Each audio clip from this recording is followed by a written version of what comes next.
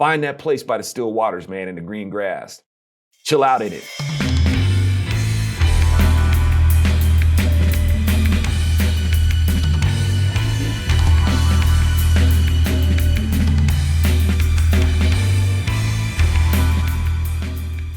Howdy, folks. Welcome to the Virtue Signal. I'm Alfonso Rachel, my buddy Bill Whittle. And Bill, I'm thinking hater bait.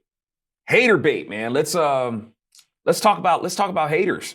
Hate mail, hate comments, or anything like that. And just the hate culture that's going on out there, man. Hate is and y'all, hate ain't nothing new. It's not a new thing. We just have new vehicles to just go on ahead and express our hate. And one thing about the leftists is they definitely love to do their hatred behind some sort of veil or shroud. You know, when it came to Democrats, they either did their hatred behind hoods and sheets.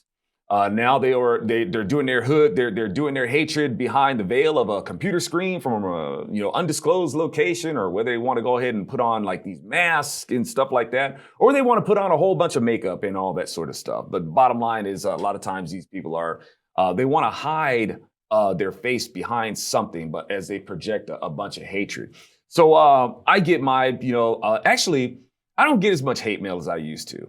I don't know if that's a good thing or a bad thing. It's a good thing, of course. Yeah, man. I don't want to get the hate all the time, but it is kind of a bad thing when you're shadow banned so badly that the notifications don't even notify the people that hate you, because big tech doesn't want attention drawn to your content. So they'll even keep the trolls from being informed, because they come in, they want to start arguments, and then other people want to engage, and that drives up engagement on your website.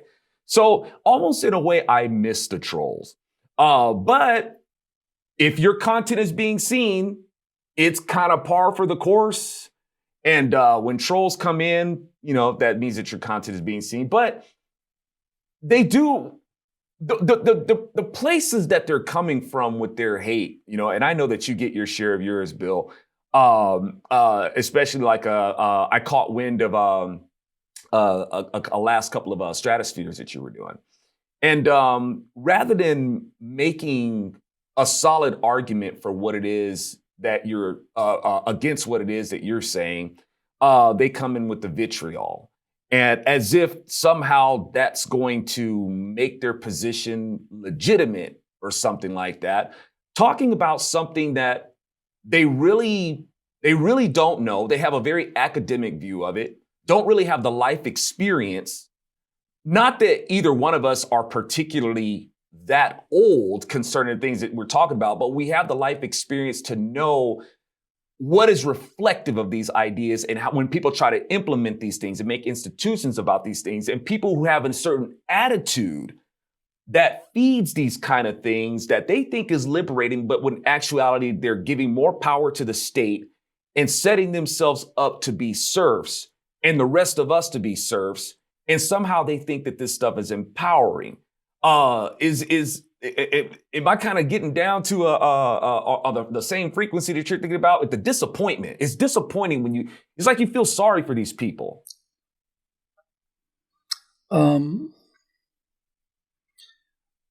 There's a kind of a player in video games called a griefer, and a griefer is not in there to play the game by the rules or win or lose. The reason they're called griefers is the only reason they're this is a multiplayer game online. The only reason they're there is to make people insane with anger. So a typical example of a griefer would be you'd have 10 guys on your team and 10 guys on the other team, and you start walking off to this combat thing, and then the guy on your team turns around and guns down all of your team members, right? That is griefing. There are guys in a space game like Star Citizen where they just hang out here, and as soon as you're walking to your spaceship, they just crash their ship into your ship, goes boom, and it makes you insane. And it does. And so there are people that just like to watch the world burn. Now, 2 weeks ago on the Stratosphere Lounge, I was just in the process of finishing 5 months of living in the middle of the Soviet Union's death camps.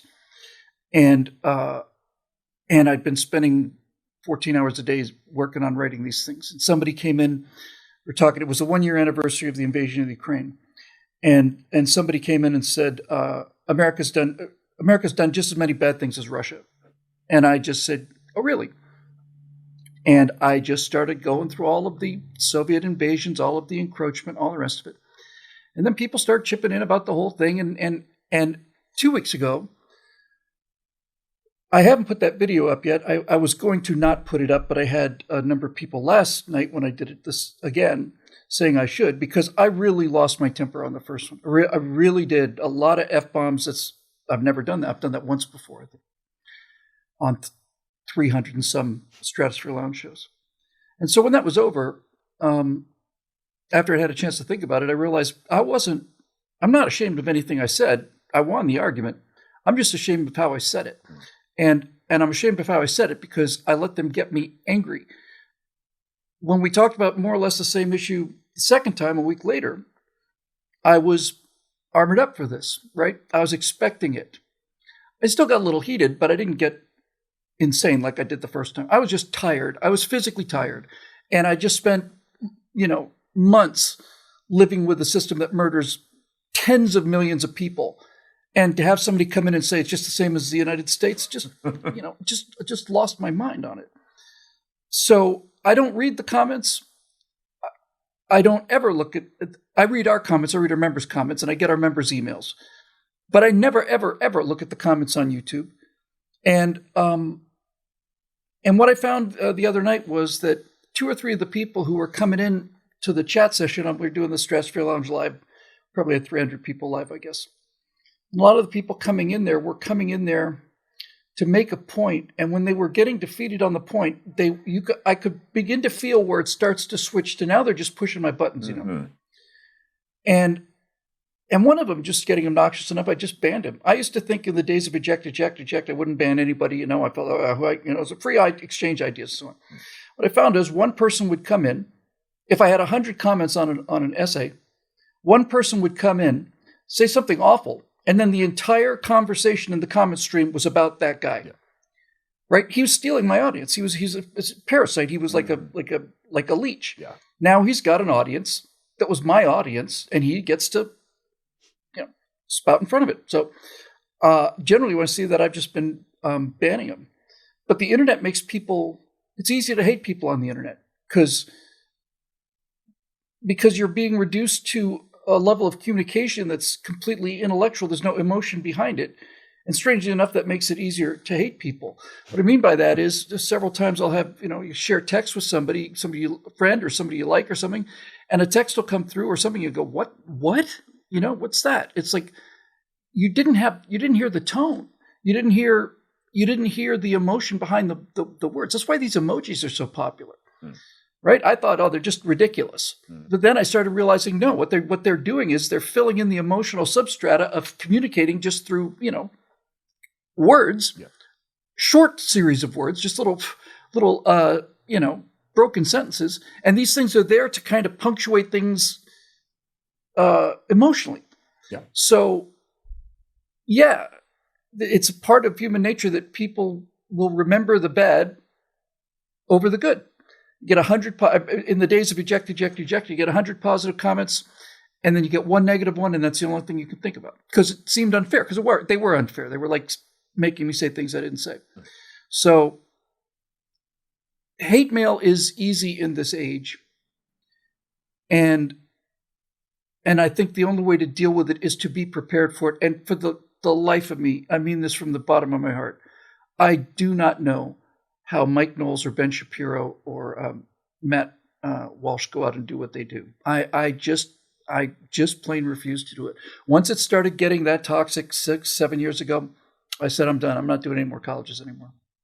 Yeah, I mean, it's one of those things where it depends on what kind of costs you're wanting to weigh. It's maybe they want the rewards of, it's of the exposure, the money. I'm not trying to say that that's shallow or anything like that, but if you want to take that kind of risk, this is the kind of gain that they can get from it.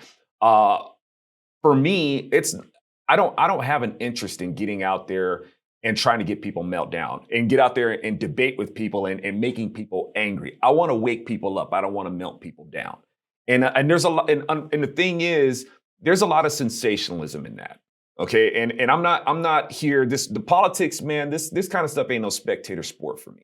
You know, a matter of fact, I really I don't like the politics at all. But there's things that I like even less. I don't like slavery. I've never been a slave, and I don't want to be one.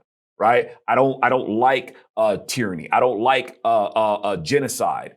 And those things are like if we just step aside and just let the country do what it wants, that's where we'll be. So I try to do at least some of my civic duty to try to have use my right to express my grievances about certain things so that we're not ruled over by these people.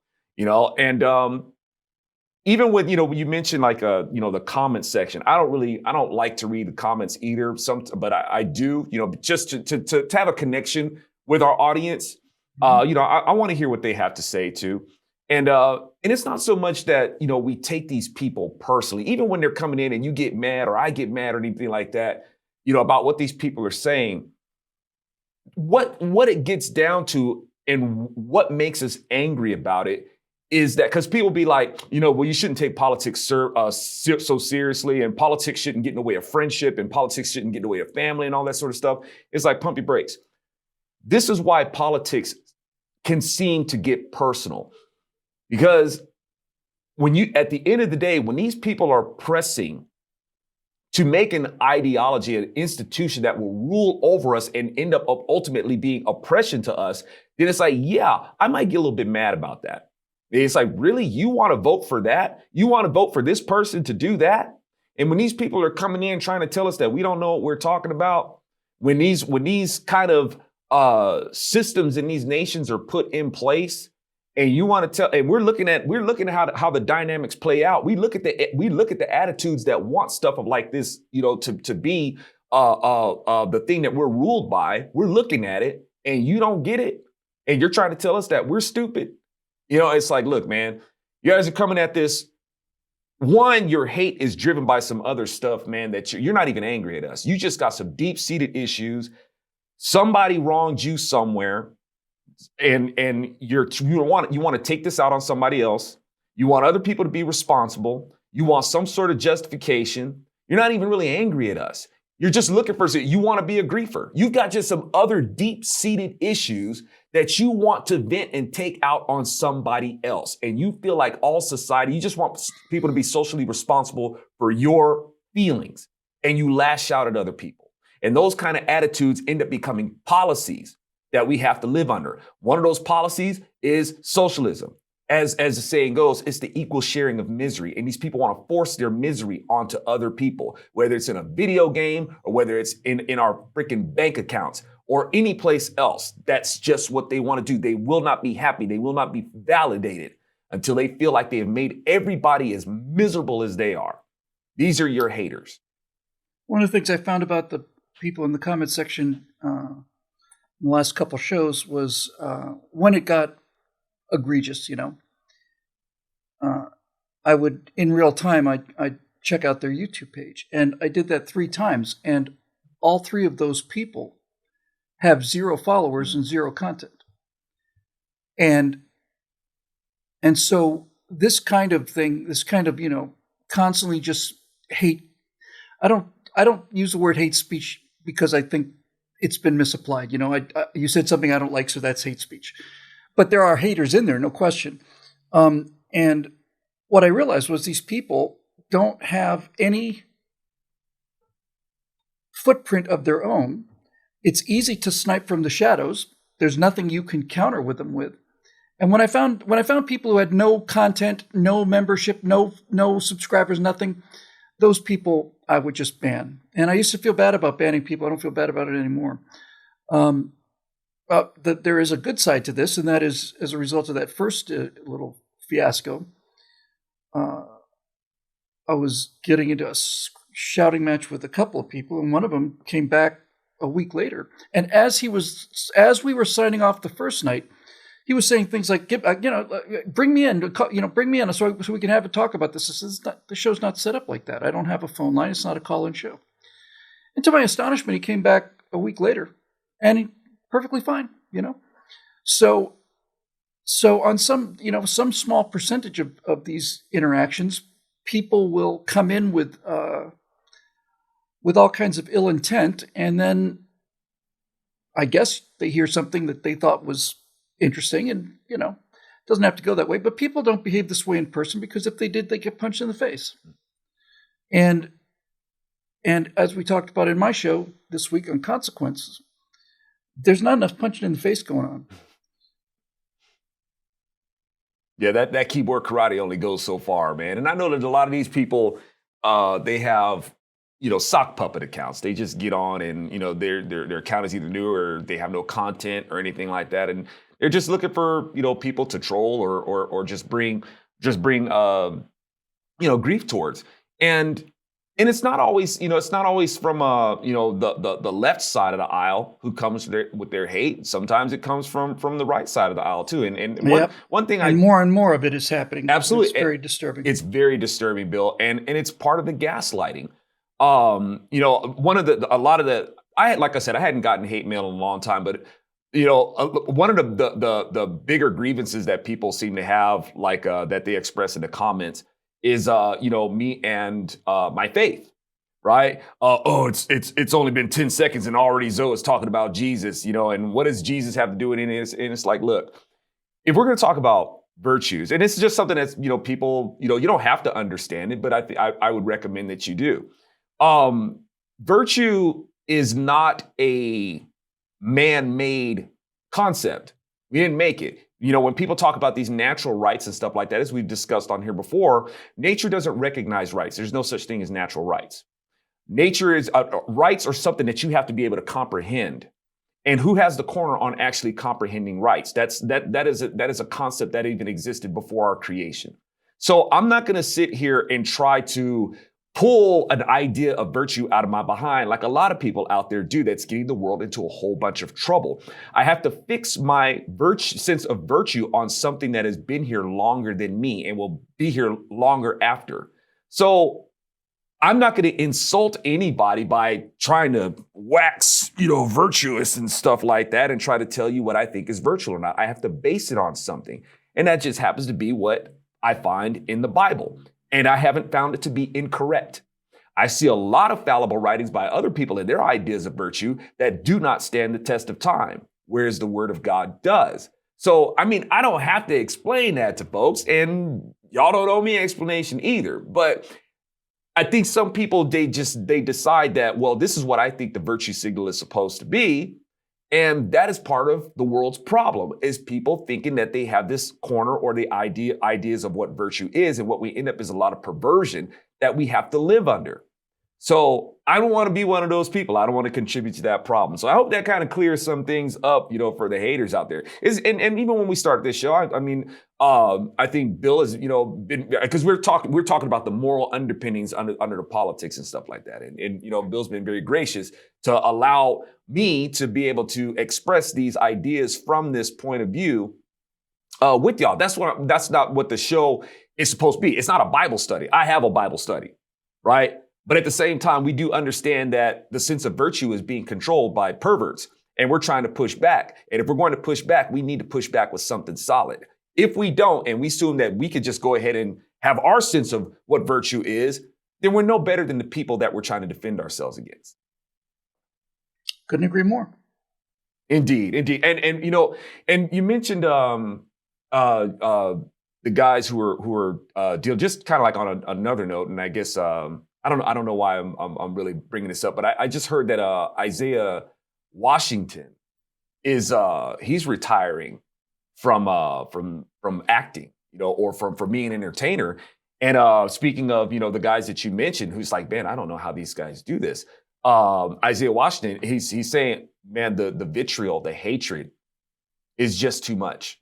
It's killing. It'll kill you. Yeah, and it's like, well, man, I'm sorry that this has gotten to you, and I'm not making any judgment or anything like that, but it can definitely wear you down, and maybe you've gotten to a place where maybe you can afford to bow out, but there's a lot of people out there who are, we understand that even if you can afford to bow out, if we let these people go ahead and take a foothold, nobody's going to be able to, not many more of us are not going to be able to bow out if these people, are able to keep on taking control, So hold the line, folks. There's a lot of hatred out there. There is. And it's grinding, it's wearing us down. And don't let these people gaslight you. And for me, if anybody asks, well, Zoe, man, how do you keep doing it? Hey, man, the Lord is my refuge, right? He's my fortification. He's my strong tower. That is what I lean on. I'm not going to give the devil, and I'm not going to give these minions of the devil the satisfaction with all the hatred that they have of letting me or making me, as the commandment says, do not worship any other gods before you. And that's what these people are trying to do. They're trying to make their hatred in government the God that we have to bow down to. And it says, do not let anyone make you. Don't let them make you quit. Don't let them gaslight you into thinking some nonsense, because that's what they're doing. And unfortunately, like we said earlier, it's working on a lot of people. So find that place by the still waters, man, in the green grass. Chill out in it, right? And then get back in the game. All right, y'all. Thank you guys for tuning in. Virtue Signal. I'm Alphonse Rachel for Bill Whittle. See you next time.